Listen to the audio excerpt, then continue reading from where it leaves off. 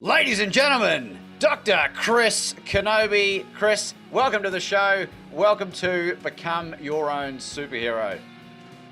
Thank you so much, Laban. It's an honor and a pleasure to be on your show. Happy to be here.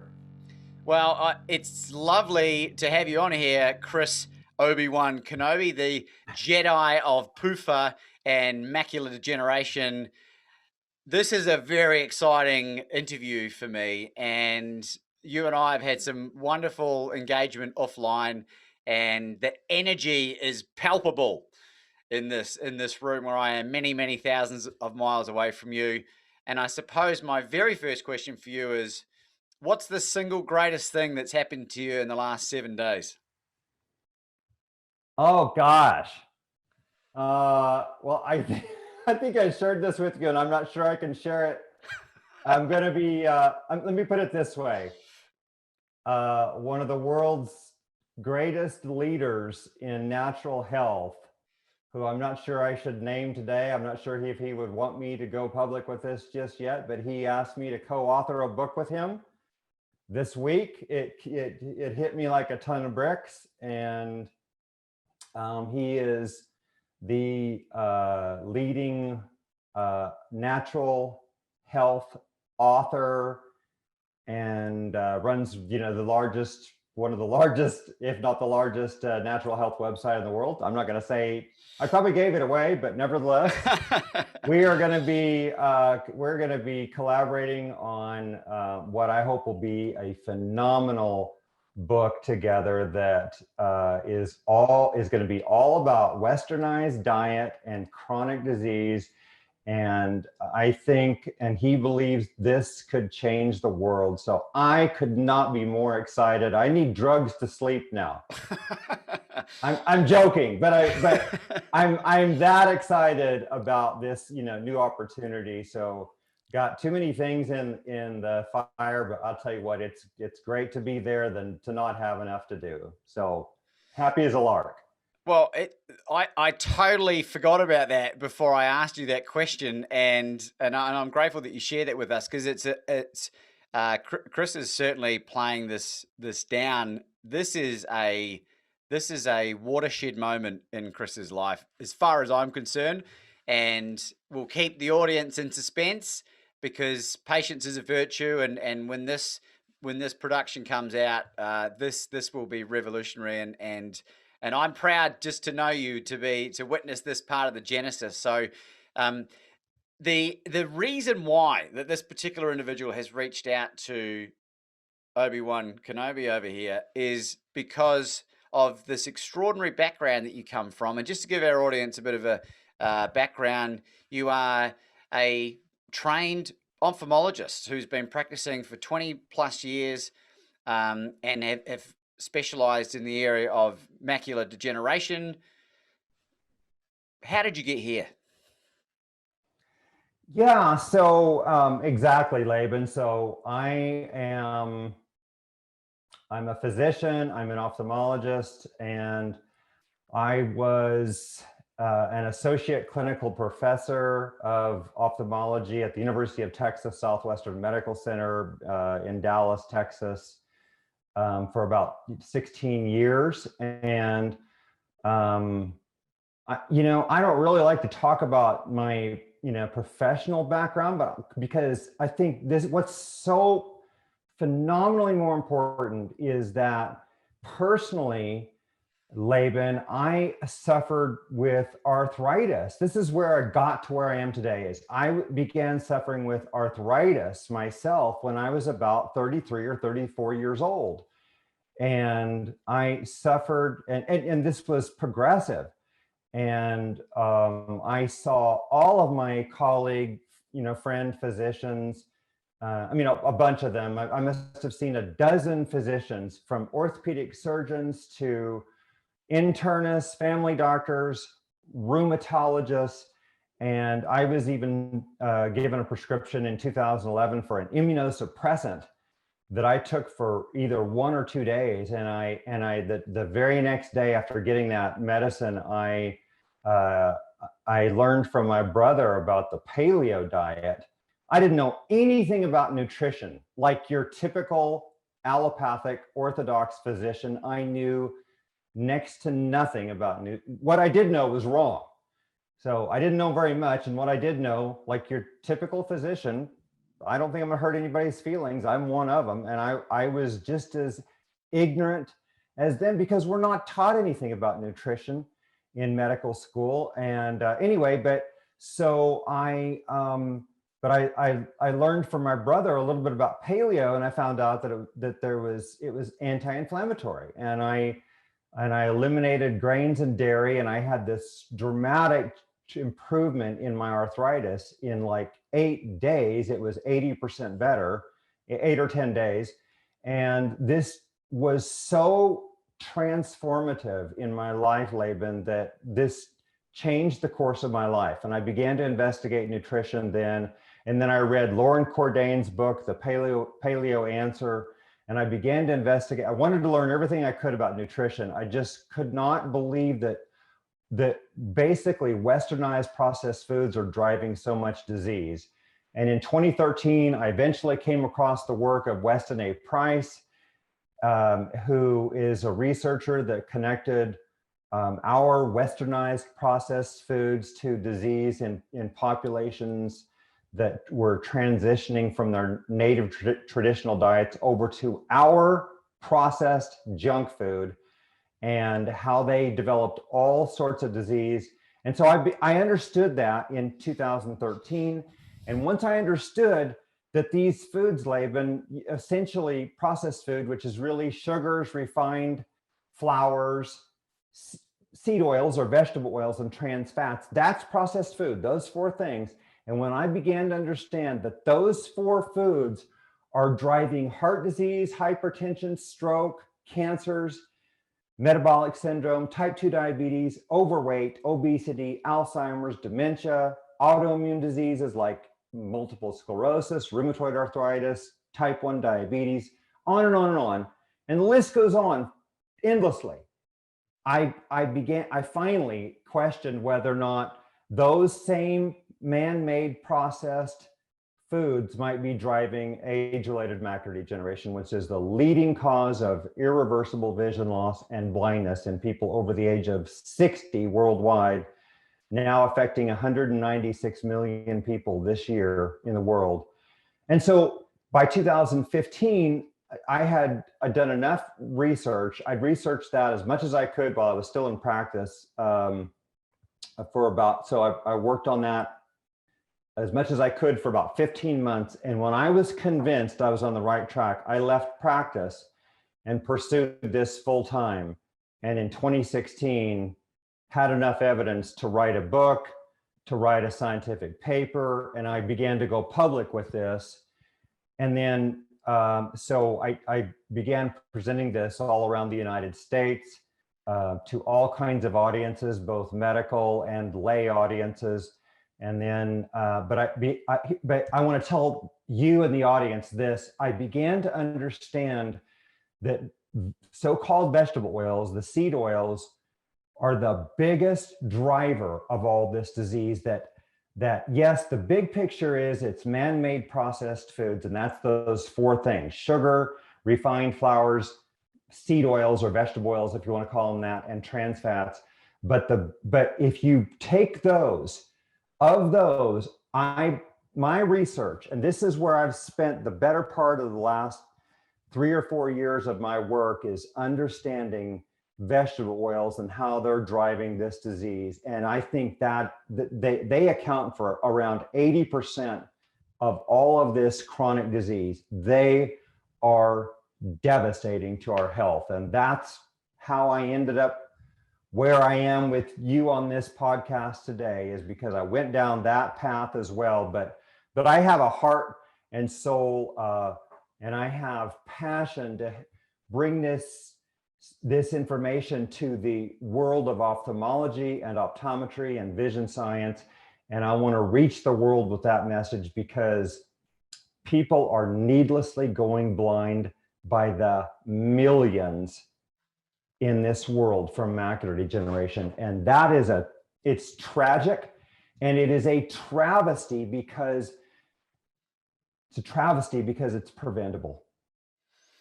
It's entirely preventable. And that's why I'm doing what I do today. Is I started this foundation called Cure AMD Foundation. And now I'm leading a group of retina specialist, ophthalmologist, a vision scientist, a nutrition researcher, and we're moving forward with more research, and we want to, work on this, and I'll be working on this till the day I die.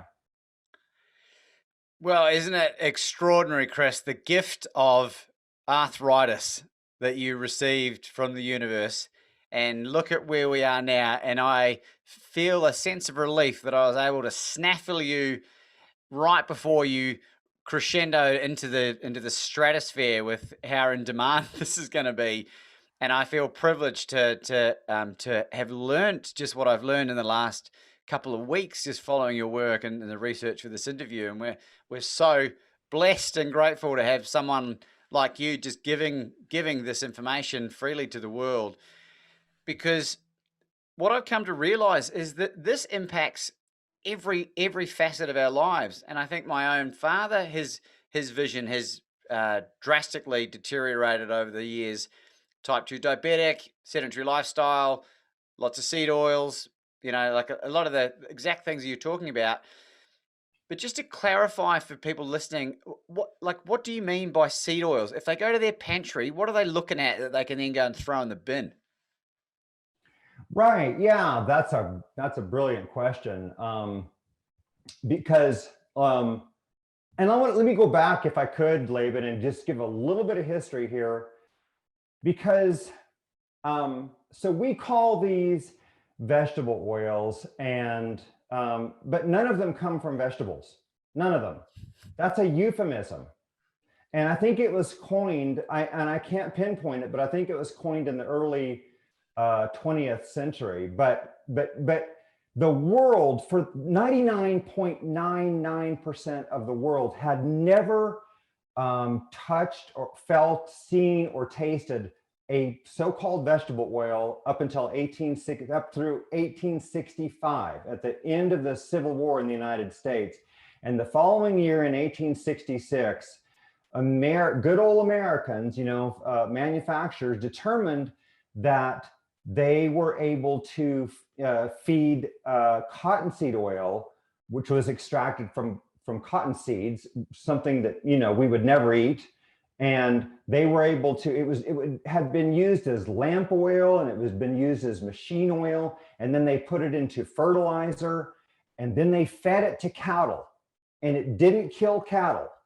And so then they began to adulterate our foods with it, and they were adulterating butter and lard. And the reason I say adulterate, because the consumers didn't know it was there, and that was their intent. I mean, and so, like, for example, in 1880, there was complaint in Europe, but I can't remember which nation, but I think it was either Italy or Spain, if I remember right, that made complaint back to the US because we'd sent over hundreds of thousands of barrels of so-called olive oil, but they knew it wasn't olive oil just by tasting it. It was adulterated with cottonseed oil. And then what happened was, but cottonseed oil was consumed on average at around 2 grams a day per person in the US between about 1866 and 1911. And then we got soybean oil. And then soybean oil became huge, and it took off, and consumption increased dramatically because Procter & Gamble took soybean oil and cottonseed oil, but they began using that to create Crisco. And Crisco was to supplant and replace butter and lard because it was cheaper. And they convinced people that it was healthy. And so anyway, so if you look back in the year 1900, Americans consumed on average about 2 grams of vegetable oils per day. And anyway, if you just fast forward all the way to 2010, we're at 80 grams of vegetable oil per day, per person per day. 80 grams is 720 calories worth of oil. Now, I want to tell you this. So in the year 1900, 99% of our fats, our added fats in the United States came from animal fat, lard, butter, and beef tallow. By 2005, 86% of added fats came from vegetable oils. They almost completely supplanted and replaced lard, butter, and beef tallow, these very, very, very healthy fats. And if you want me to go back through the history, what you'll find is that all of these so-called diseases of civilization, which I'm now trying to call Westernized disease, I think it's a better term, and I can explain why, but all this Westernized disease, like everything from heart disease to strokes, cancers, macular degeneration, obesity, all of those were extraordinarily rare, with the exception of cancer, which I would say was very uncommon in the 19th century, but all the rest were extraordinarily rare. And now, of course, they're extremely commonplace. And I can go through some of those statistics. But vegetable oils, if I just quickly get to the big picture, the 50,000 foot overview, is that the reason we have been told to consume vegetable oils in place of saturated fat is because of one thing and one thing only, and that's the fact that vegetable oils will make your cholesterol lower. That doesn't do you one bit of good. If you look at all this evidence, and we don't probably want to go down this path, that this theory that cholesterol causes heart disease has been debunked 1,001 times. If it was debunked once, I hate to even bring it up, but there's so much evidence that that it's not about cholesterol. You could say it's about oxidized cholesterol, and there you will have an extraordinary relationship between oxidized LDL cholesterol and heart disease. And where does the oxidized LDL come from? It comes from vegetable oils. That's what is in the LDL that oxidizes and makes them atherogenic. And but anyway, so this is what mainstream orthodox allopathic medicine has been telling us since the 1950s, 60s, 70s, is that consume vegetable oils, the polyunsaturated oils, because it'll make your cholesterol lower, and lower cholesterol means less heart disease. And the whole thing has been, like I said, has been debunked 1,000 times. It's not true, and you're never going to see these organizations like the Harvard School of Public Health and Tufts Nutrition Department and the Mayo Clinic Nutrition Department and the American Heart Association. I don't think they're ever going to come up to the podium and say, "I'm sorry, for 50 years we've been wrong. We told you the wrong thing. We gave you the wrong advice. Saturated fats are healthy. Monounsaturated fats are healthy. And yes, you need these polyunsaturated fats that are in huge amounts in vegetable oil, but you need a tiny amount of those, just a tiny amount." And where do you get those? You get plenty of those from plain old good animal fat, like from, pasture raised beef, pork, chicken, fish, and plants, because they're, they ultimately come from plants, these polyunsaturated oil, and then animals accumulate very small amounts, and then we eat the animals, and that's where we get them. So without getting all into all kinds of nitty gritty detail, that's kind of the the big picture, maybe at the 30,000 foot view. Well, and I'll just go back to that question I had, just so for people, because I know people get confused about the different types of oil. So, like, if they're going to go to their pantry right now and they're about to take a knife to their pantry with the oils that are in there, what's the stuff that they can throw out and keep? Right. Okay. So this is the list. These are the ones that are dreadful: soybean, corn, canola, cottonseed, rapeseed, grapeseed, sunflower, safflower, and rice bran. Those I would just throw out. Those are all poison. Peanut oil and sesame oil are definitely going to be healthier, but I'm not recommending those. Okay, then you have the tropical oils, which they're healthy because they're much healthier because they're highly saturated. And that would be like coconut oil. And almost Americans, they don't trust Harvard, who's telling them that coconut oil is not healthy. Americans, by and large, don't trust that. They know better. Coconut oil is very healthy. Palm kernel oil is pretty healthy. Palm oil, not quite as much. And then a good quality, authentic olive oil is okay. The problem is that 80% of olive oil in the United States, and this probably goes for most of the world, is adulterated with these cheap, terrible, highly polyunsaturated vegetable oils, all the ones I named in the beginning. And this is happening. This is proven science that the number is actually 79% in the science. And they've looked at hundreds of these different brands of extra virgin olive oil, and people, are paying $10 for a big bottle of this, and they think they're getting a good olive oil, and it's just not. There's around about an 80% chance that you're getting an adulterated oil. So here's what I say to people, because this gets so complicated, but what I now think after living this for almost a decade myself is that, what I do is I don't use any oils, none. I use butter. We use butter for everything. When I need to if I was going to put oil in a dish, or to cook in a wok, or to put on top of salmon to cook, butter. I use 100% grass-fed, pastured, good quality butter.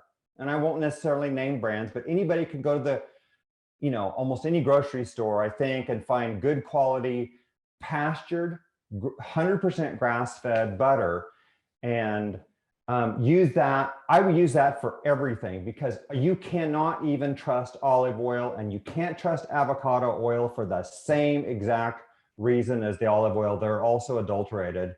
And so it gets messy. Now I'll say this, coconut oil, I would say if you need to deep fry something, coconut oil would be fine. And that's what I would use in general, if that, fits with your taste. But let me say this, the one thing about all of the oils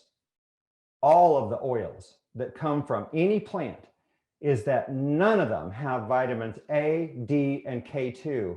And these are phenomenally important to our health. I can't stress that enough. We could talk for days about that subject alone. And guess where you can get all three of those? Grass-fed butter.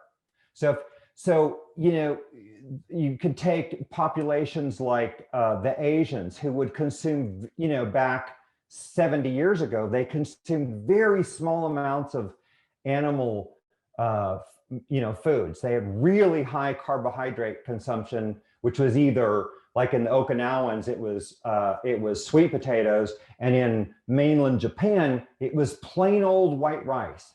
And they had very small amounts of fish and pork and chicken for the most part, and very, maybe really small amounts of butter, but very small. But anyway, the point is where were they getting their fats? They came from animals. And that's why they were, not are, but were so healthy. And now they've done exactly what Americans have done, just to a lesser degree. In the last 60 years, they've Westernized, well, actually 70 now, because it began in Japan after the Westernization of their diet began after Americans occupied Japan after World War II. And that we began immediately we started Westernizing their culture and their food systems. And so they've gone down a path that's rather similar to us. And this is what you see all over the world. And this is what Weston Price showed in the 1930s, that as people began to consume these foods, sugars, refined flours, seed oils, and trans fats, that they began to become ill. It began with dental decay, like cavities and crooked teeth and abscesses, and then arthritis, and then cancers, and loss of immunity to infectious disease. And then now, since Weston Price's first book in 1939, I would literally tell you there are tens of thousands of studies and huge organizations that collectively agree that it is processed foods driving all this disease. That is not even, that right there, that statement, that's not even up for debate. The World Health Organization agrees with that. So anyway, but that's kind of the big picture. But I would just say steer clear of all oils is the safest thing to do with your that's the safest thing to do, and use butter instead, and perhaps and maybe eggs, pasture raised eggs, and you'll start getting those fat soluble vitamins, and you'll start getting healthier, and it begins the day you start it. And one other thing, Laban, and this is probably the most critical point to understand of all. You hear people say, well, I don't use any vegetable oils. And yet those people that believe that are consuming 80 grams of oil a day, a lot of them. Why? Because they're consuming processed food. You don't have to put 1 teaspoon of any of those oils in any of your food to get that much. You can get it through all kinds of packaged goods, everything from potato chips, French fries, canned goods, even sweets. They're everywhere. They're literally, the vegetable oils, these polyunsaturated vegetable oils are literally in hundreds of thousands of foods made in the US. There are now 600,000 food items available in the US, and hundreds of thousands of those include vegetable oils. Why? Because they are dirt cheap. And so, and you can't taste them. So, fat is satisfying. So the manufacturers, they put these in the food because it tastes better and it's more fulfilling and people like it. And so they buy more. It's just like sugar, except that sugar is addicting. So that's what they do. If you buy Pop-Tarts, or potato chips or a pizza, a lot of what you're getting is, maybe not necessarily a pizza so much, but a lot of what you're getting is 3 things: sugar, seed oils, and refined white flour. And Lauren Cordain said many years ago, he said, call it a cookie, call it a Pop-Tart, call it a pizza. They're all made out of those things. And he's right. That's basically, look at it, every packet, if it has a label, you're going to see those things in it. And if it's got an oil, it's going to be one of the bad ones, almost for sure. There's about a 98% chance that it'll be one of these dangerous seed oils. Every time I have a guest on this podcast, Chris, that shares this kind of information, I'm really conflicted about cycling between the feeling of like, oh my God, like, and this optimism that courses through my veins as well, because for mums that have newborn babies that are unable to lactate or have to supplement with baby formula, I cannot believe, Chris, that every single packet that I've ever had a look at has these oils in them. Why? Yeah, and it goes, okay, it's twofold. That is a brilliant question. And this troubles me so badly that, and we did this with our daughter, and I thank God we didn't kill her, because here's what we do. And I mean that with all my heart. Yeah. I mean, and we just about did. She got really sick as a toddler a couple of times because we had her eating these horrible processed foods. I don't even want to tell you in the audience. It's just so embarrassing, because I didn't know anything about any of this. What But were they? anyway, What were they? There's no shame in this because you didn't know any better. So let's educate some people. Like, what were some of the things that they were eating that caused so much grief? well, so the first thing was, as soon as my wife, then as soon as she stopped breastfeeding, we put little Kyla, she's now 22, but she started consuming the formula. Well, what is the formula made of? It's made of, guess what? Sugar, seed oils, and refined flours, and then synthetic vitamins. It is, as Sally Fallon from the Weston A. Price Foundation says, and I can just about quote her, this is the most processed food on the planet. This is the worst possible thing you could do to your infant or your baby or toddler, is to give them those foods. And they literally, and I have scientific papers on this, they take the butter out and put seed oils in their place. They literally extract the butter, the one thing that would be healthy and give that poor baby the nutrition they need. And no wonder, the United States doesn't rank, I don't believe we rank around 40th in terms of infant mortality. Like, we're at the very bottom just about of all the developed nations in the world in terms of infant mortality. Why? This is one of the big things, is that kind of food, we're not giving them any nutrition, and what we are giving them is sugar and seed oils, and the seed oils are highly pro-oxidative, pro-inflammatory, and severely toxic. And I don't use that term loosely. I've called these poisons many times, and I don't take that lightly or use that term loosely at all. The vegetable oils have toxic aldehydes, what are called advanced lipid oxidation end products, ALES or ALES. And these advanced lipid oxidation end products are things like 4-hydroxynonenal, 4-HNE, malondialdehyde or MDA, 9 and 13 HODE, HODE, carboxyethylpyrrole, and acrolein. And collectively, and this is just 5 of literally hundreds of these advanced lipid oxidation end products. So when you heat these vegetable oils, and they're heated when they're made, when they make them, they're heated, you get these toxic poisons, which in incredibly small amounts, they're extraordinarily poisonous to us. You can compare these to the heavy metal toxins. But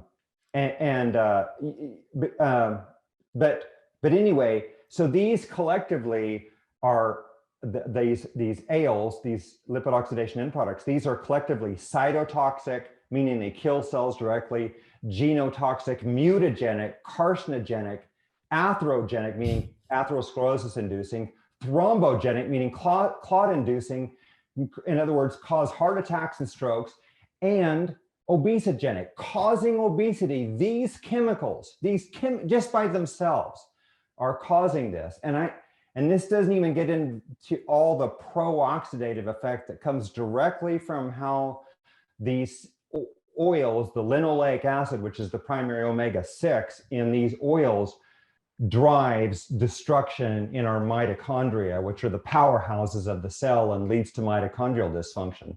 And I'll just say this, Laban, just very simply, just 50,000 foot view. This is what's really interesting, ladies and gentlemen, is that all of these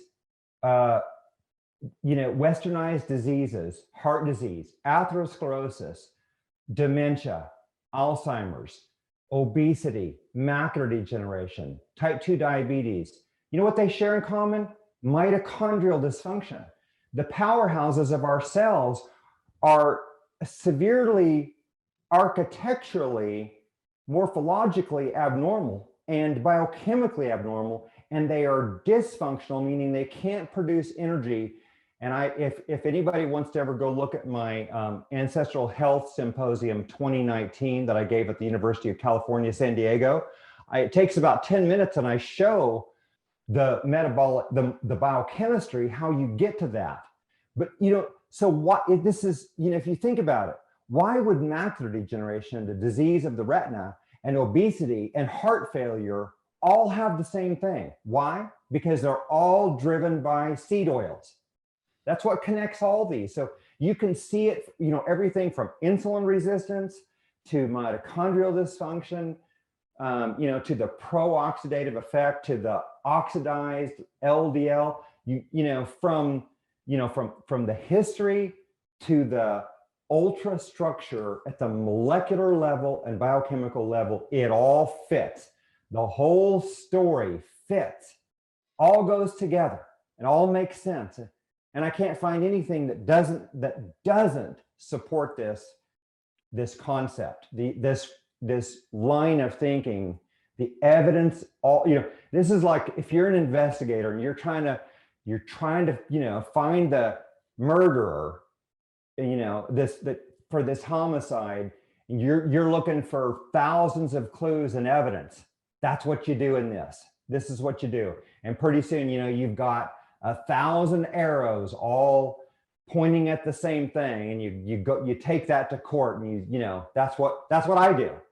You take that to court, you put it in your book, or you say it on a podcast, or you put it in a presentation, and you have a few minutes to tell what took you 10 years to figure out, but this is it,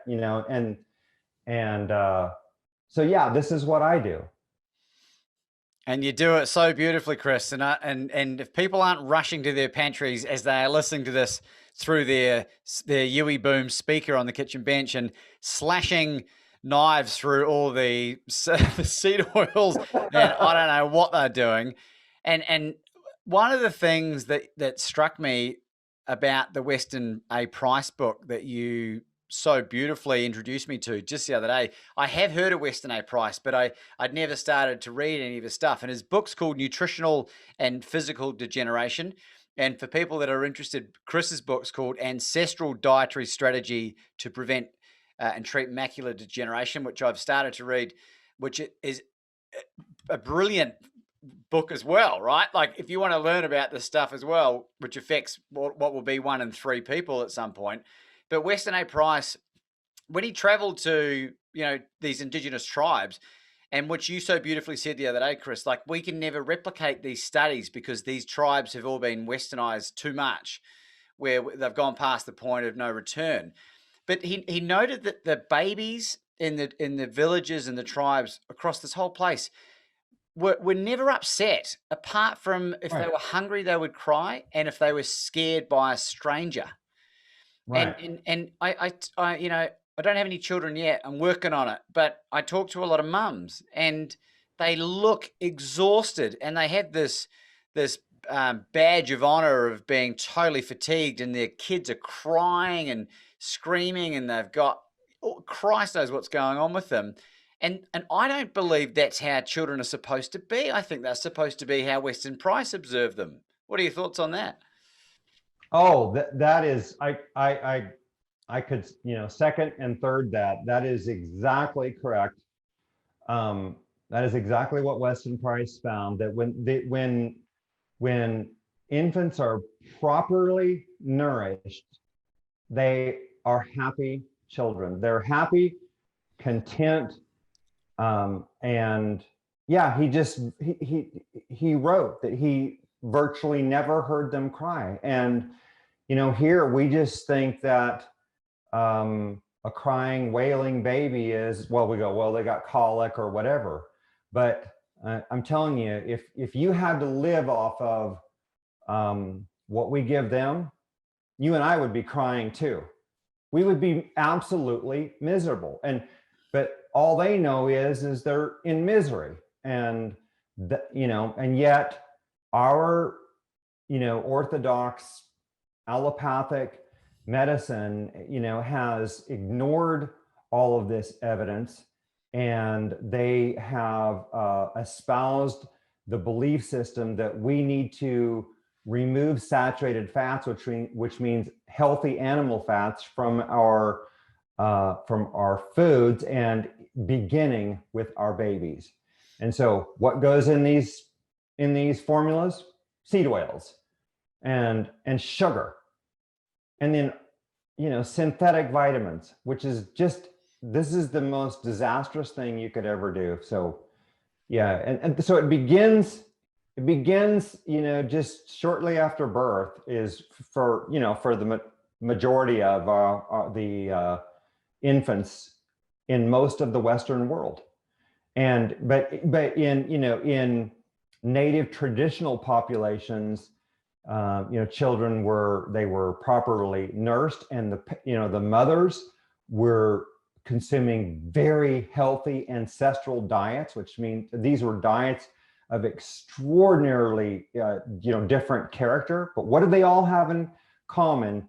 And without getting into the detail, the one thing you can always say is they never had processed foods. They never had sugars, seed oils, and trans fats, and refined flours. None of them do. And if you look at each population, and I can just go through one after another, and you find these populations, and this is all in the published science. You could just look at each population, you go, well, they don't have heart disease, they don't have strokes, they don't have obesity, and they don't have diabetes, and they don't have metabolic syndrome, and they don't have macular degeneration. What do they all share in common? They don't consume processed foods. And there are still a few isolated populations on the planet that still are this way, or at least were in recent decades, and just a few isolated populations, but probably close to 98, 99% of the world has Westernized their diet, because as Price found way back in the 30s, if roads could get to a population, if they had a port where they could receive shipping, or if they had roads, our foods got there, because there was a profit to be made, because these foods are dirt cheap to make, and the profit margins are very, very high. One of the statements that I've made on a couple of these interviews with different guests, Chris, has been that I firmly believe that all of the world's problems could be resolved with diet, which sounds like a utopian dreamland. And I'm just curious to know what your thoughts on that very grandiose statement is. I think you are just right on target. I think that's just practically a bullseye if it's not.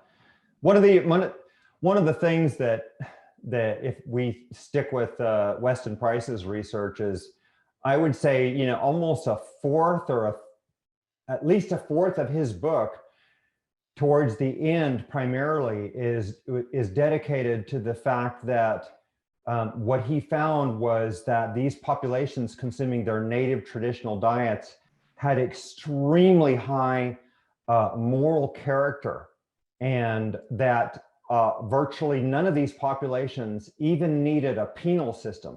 They required no penal system whatsoever. There was no crime committed. There was no theft. There was no homicides. There were no suicides. There wasn't vandalism or anything like that. And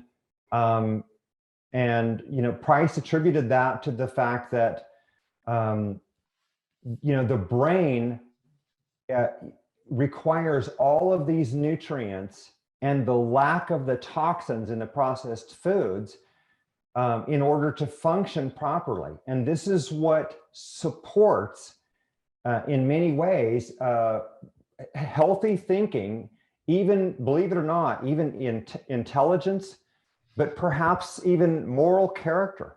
And so this is why I can say, yes, Laban, I agree with you so very much. It's, the United States leads the world in obesity. I think we if we're not at the top, we're very close to the top in heart disease deaths, in cancer deaths. And I believe, and maybe you know better, but I believe that we have more people in our penal systems, in our penitentiaries and prisons per capita than I think just about any nation in the world. Why is it? Is it just why should I believe about the richest, wealthiest, most prominent nation in the world, why should we have the most crime. But why, does it not all go together? Quite frankly, I think it does. It's such an astute observation. And for me, when people dismiss this and try to come up with other ideas regarding this, it really infuriates me. And I'll give you an N=1 example, Chris. I had a family member who attempted to take their own life relatively recently. No former history of medical, like we've been in lockdown, COVID, blah, blah, blah. And it was a cry for help more than anything else. And so I was able to go and visit this person at I suppose it's a psychiatric hospital in the aged care area. And there was about 12 patients there, and I got to know some of them as I was there. And I observed the food that they were feeding them. And my relative, for a number of reasons, totally lost his appetite and was basically doing some extended fasting throughout this period. But the food that they fed them was exactly the opposite of what we should be feeding them. And the behavior of some of the people in this institution was diabolical, and they were heavily sedated on 2 lots of 10 milligrams of diazepam a day. Now, I don't know if you've ever taken a Valium pill, Chris, but a 5 milligram Valium would put me on my ass, right? And they're giving them 4 times that amount. And plus, they're on statins for their cholesterol, and they're on all this other, they're on antidepressant medication. Now, I had the privilege of having this relative come and stay with me for 48 hours. And he decided that he wanted to come off all his medication bar one because of a prostate issue, right? Obviously a man. And we fed him the most nutrient-dense food on the planet. We had liver and steak and oysters and fresh sashimi and bone broth. And I watched his mood, his demeanor, his energy, and his zest for life transform over 24 hours. And then at the end of 48 hours, he said, I don't want to leave, because he went to go live with another relative. And that was 48 hours. Can you imagine what would happen if we swapped out everything in those institutions? What would happen in a month?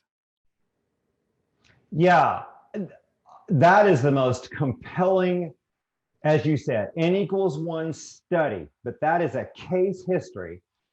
And now I have never said what I'm going to say right here in any presentation or any podcast, because it's never come up. And it's certainly, I'm not going to say that this is I don't have any really significant expertise here, but in 10 years of studying this, I can tell you that the United States also, as Paul Saladino, was working on this, that we also have, I believe, more depression and more anxiety than probably any nation, any country on the planet.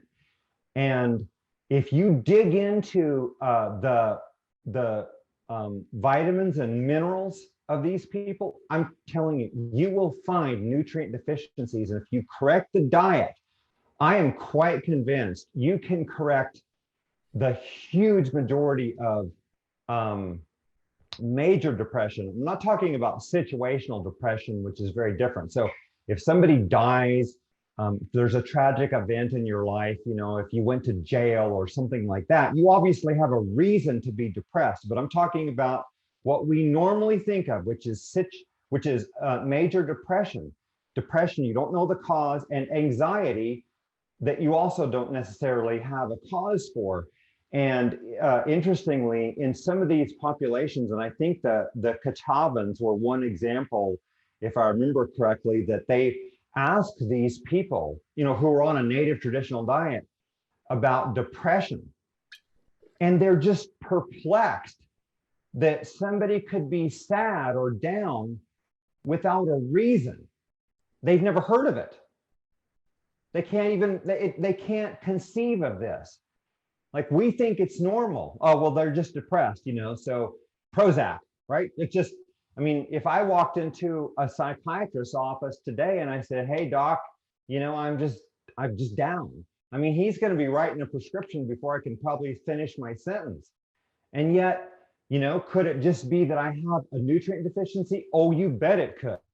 I guarantee that is exactly where a lot of this is. And it's driven by the metabolic health that goes along, or, abnormal health that goes along with all this. All this fits together. It's just, I view it like this. You've got processed foods at the base. And then in this mushroom cloud, I see all of these diseases, including, even the things that we think of as mental, but all of these conditions, and I'm not going to tell you that 99.98% of all of these conditions are driven by a Westernized diet, but 90 some percent, maybe 95 or 97 or 8% of them are. And there are so many of these conditions and diseases there that are, number one, preventable. And a lot of the times you can either stop it in its tracks, or you can, and prevent progression. And this is what we're seeing with our macular degeneration people. I went public with this 4 years ago, and we've got hundreds or thousands of people that stay in touch with me, and just virtually all of them that went on an ancestral diet, they all but maybe a couple, and those are suspect, but they've all stabilized. They're stabilized their progression, and these are people that could be headed for severe vision loss and even blindness. So that, if we can achieve that, then we're golden. And this is why I say to people, you can't, when you've already had a massive heart attack, it could be too late. 25% of those people, their first symptom is going to be sudden death. It's too late to do anything, right? If you've had a massive stroke, it's, it might be too late. I'm not saying that something, you shouldn't take the same steps and try to rehab and all those things if you've had a stroke. If you've had a major cancer, these are the things that we want to, number one, try to prevent. Same with macular degeneration. We want to prevent these diseases. It's back to that ounce of prevention, and this is where we do it. And it's deceptively simple to do it. And people ask me, well, what kind of foods can I eat? Any food you want. Just make it ancestral. Make it with ancestral ingredients and make your own food. That's where you start. Build your own foods out of the ingredients that are healthy, and with these simple principles in mind. And yes, I realize in this world, it is not easy, and it takes a lot of work and a lot of diligence and vigilance to exact out a truly ancestral diet in our world. The way I do it, eat almost all meals at home, and if you eat out, you've got to be extremely cautious and careful about what you eat. I'll say one thing, Chris. It's worth it. Yes. It is worth it in a way that I cannot even begin to quantify. And this is what happens when you start, there's not many restaurants now that Anna and I, my beautiful fiance, can go to. Not necessarily because of the seed oil, but the food that I make at home, because now it's my medicine, so it's an investment in me, is the best food that I can get in my body, the most nutrient-dense food on the planet. So that way, it's virtually impossible for me to find a better meal out. And I've cooked a few people's steak, and I'll cook you steak if you make it to Melbourne here, Chris. Okay. And repeatedly, more than a dozen people have said to me, Laban, that is the best steak I've ever had in my life. And I know there'll be some people screaming out saying, Laban, but what did your family member eat in the lead up to his, mental health breakdown? Well, because of lockdown, he lost his ability to exercise every day in the form of swimming. And very, very often his only meal of the day might be packet soup. And if you get one, go to the pantry now and have a look and spin it around. That is exactly what Chris is saying, to get the fuck out of your diet.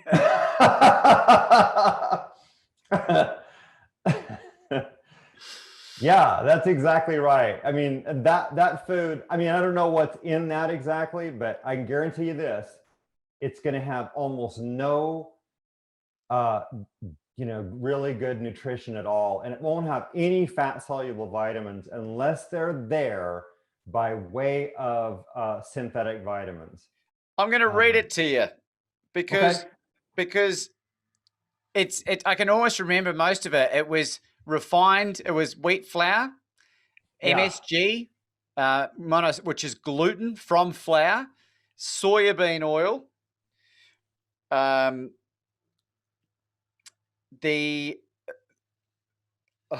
just find, let's say it's a roast chicken soup. See if I can do this. Classic chicken. Okay. So 1 serving, 250 mils, which is a quart, I think, in your language. Oh, they haven't got it here. I'll post it down below. There was no nutrition. It said natural chicken flavoring. What the fuck's that? Like, where's the nutrition in that? And like, where did that chicken come from? And so for me, when I see this and I learn this and I'm observing, doing a food diary with him, it's an absolute no-brainer. And combined with this beautiful, wonderful, eye-opening information that you've got, Chris, like this is the gift of eternal life almost to people that take heed of this. It's unbelievable. Yeah, it's just it's, to me, one of the things that personally I actually the one thing I there's a few things, but one of the things that I find very frustrating is that if you're in my shoes, we have to dig and dig and dig into all this very, very complex pathophysiology down at the molecular level and all the biochemistry, and it's like you have to prove to your colleagues, beyond the shadow of a doubt, with everything you've got, that this relationship between the food and the disease exists. But I often think of this, Laban, like, I mean, this is so simple. It's like I probably said to you, it's like taking a baseball bat to somebody's head. You just don't do it. You know it's going to end badly. Nobody's arguing about what's happening at the molecular level. If somebody gets whacked in the head with a baseball bat, there's no argument. But that's exactly what processed food does to your body and to every organ system there is. It's the baseball bat to it. It is so fantastically destructive to us. And I've said before, even in some presentations, that this very concept, that these processed foods with those ingredients, the sugars, refined flour, seed oils, and trans fats, what you just listed on that package, that those drive this disease. This should be canonical theory in medicine. And what I mean by that is this should be the canon. This should be something that is understood and accepted by physicians and healthcare providers worldwide. Every last one of them should know it cold. That's great. As Joe Mercola says, this is grade school simple stuff. Grade school simple. Anybody can understand this. Don't eat those foods. Then you can start, once you get those out, then you can start working on fixing the nutrient deficiencies. Are you deficient in vitamin A and D and K2? Yeah, you probably very much are if you've been eating these foods. You're probably in a severe state. And then, are you deficient in minerals? Are you deficient in iron, potassium, calcium? Yes, you probably are. You can start working on the details, but those are details. So I always think, I try to, when I walk on to a podium or I talk like this, I think let's get the big picture out there first. Like I said, let's begin at the 50,000 foot view. narrow down, and then eventually we can start getting down to nitty gritty details. But you can fix 90% of your issues, in terms of your risk almost overnight with these simple concepts. It's that simple. This has been even better than I imagined it might, Chris. And I'm going to put a rush on this podcast because this has to hit the world a lot faster than because I had a huge backlog. Not that the other guests aren't as important, but I think this message needs to transcend race, creed, politics. Like even as we were discussing this, I was wondering about, can you imagine what might happen if we got Donald Trump on a carnivore diet, and you got Joe Biden on a carnivore diet simultaneously, and then had a presidential election? Like what would be the outcome? Like just little things like this. Yes, this is complex. It seems complex, but I promise you one thing. When you change your lifestyle and you start eating in a species-centric way, eating ancestral foods that our bodies have evolved to absorb effectively, you will develop a zest for life, an energy, a vitality, and a high level of functioning that you've probably never, ever had. And I've been very public, easily eating this carnivore diet for the last 2 years and keto for 6 months prior to that, Chris. I have achieved more in those 2.5 years than I have in the previous 37.5 to 38 years, easily. Yeah. And I'm only getting better, faster, and stronger. So bring it on, world. You know what? Today, I'm 59 years old, and You look great, boy. I feel better today than I did when I was in my 20s. And I mean, that to me is this is a phenomenal thing. And I'm telling you what, there's not a day goes by that I'm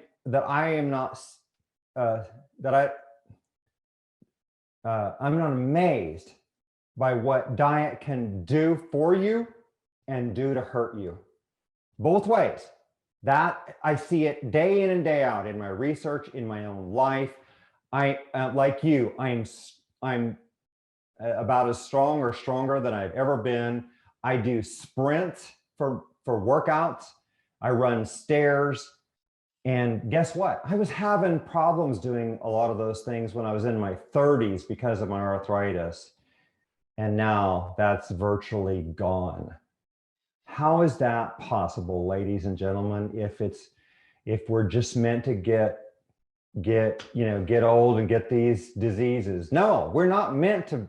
That's not what our Lord had in plan for us. No, we're supposed to grow old and be healthy, just like the people that Weston Price found all over the world. They were in brilliant health in their 70s and 80s and 90s, and that's what is in store for us if we take care of this body. And to me, I realize a lot of people don't think this way, but to me, my body's a temple, and I want to take care of it like it deserves to be taken care of, because it's what's going to carry you through. And like Ivor Cummins says, do you want to have lifespan or health span? What's more important? It's health span. I mean, if you live to be 85, but those are 85 glorious, brilliant years, and you're, with your grandkids or whatever, fantastic. But you don't want those last 15 years to be in a nursing home, right? That's what this is all about. It's not just changing your lifespan, it's changing your health span. This is how you do it. And you can do it tonight. You can, it's night here, but do it for lunch. And by the way, I'm gonna try to be there for dinner before you can even get this podcast out. I want that steak. I'll keep that seat warm, and I'll use my homemade bone broth made from rendered beef and bones, and I will reduce it down into a beautiful viscousy gravy that will be drizzled over with beautiful Malden sea salt from the UK, and you will never put a better thing in that gob. I promise you that. Oh my gosh. I bet I could eat 42 ounces of that. Well, put that into practice, Chris, when we get an opportunity to see each other, which I'm very excited for. I think this is a really great place to finish up our chat today. Would you like to finish on anything before we leave our audience in suspense? Yeah, yeah. There's one quote, and I have the book here, and it's from, as everyone can tell, I am a Weston A. Price acolyte to my very core. And this is his book, Nutrition and Physical Degeneration. Doesn't have his picture there, but anyway, because of his work and everything that I've studied in the last decade, I'm a very strong believer in, as much as possible, using food to get our nutrition, not anything else, not manufactured, processed, or even supplements. I'm not entirely against supplements, but at least in terms of vitamins, I try to get all of those from my food.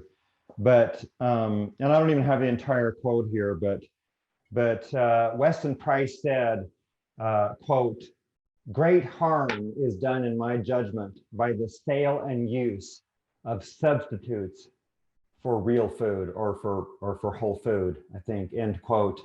So I had to paraphrase there slightly, but great harm is done, in my judgment, by the sale and use of substitutes for food. I think that even though the statement was made in 1939, I think that for the most part, it applies to us today, and that I still, for the most part, live by that mantra. Like I said, I think we need to get our nutrition as much as possible from those core foods: meats, fowl, fish, fruits, vegetables, grains, nuts, seeds, dairy, those kind of things, and as much as possible in their raw, natural, organic state.